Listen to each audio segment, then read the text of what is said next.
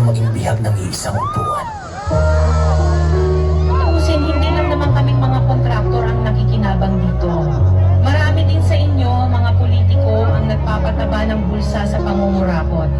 Kawawa po talaga ang mga mamamayang Pilipino kasi ninanakaw lang natin ang kaban ng bayan. Sinong umaahon, tayo ba o sila? Mga ngiti nila habang nakadubog ka ba sa labang tayo sa pinagyan? Mga bayan, inuunto na ng mga pangako yun.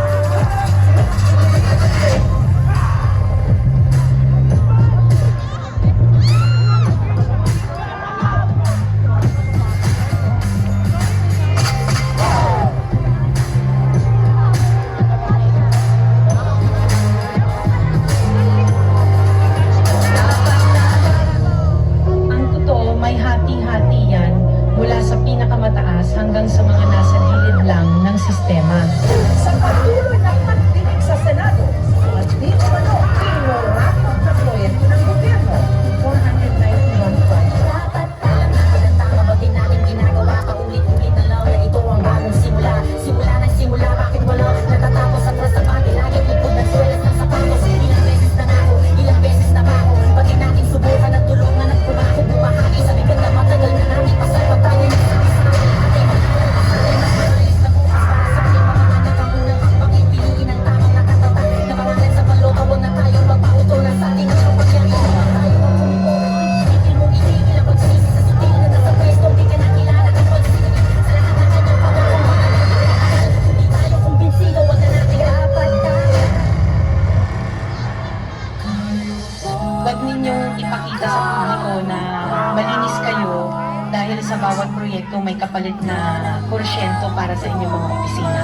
Tingnan ninyo rin ang mga pangalan na nakaupo ngayon at lalo na sa mismong mga nagpapalakad ng gobyerno.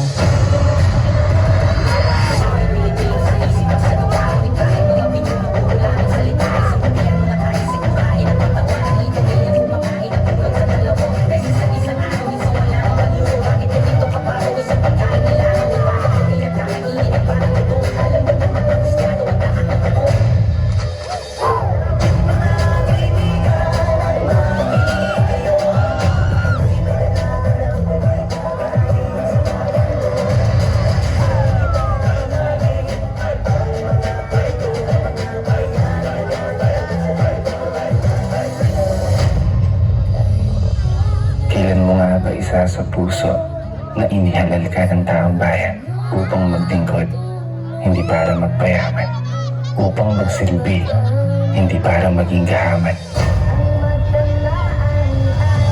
Nakakapagod ng maging mahirap.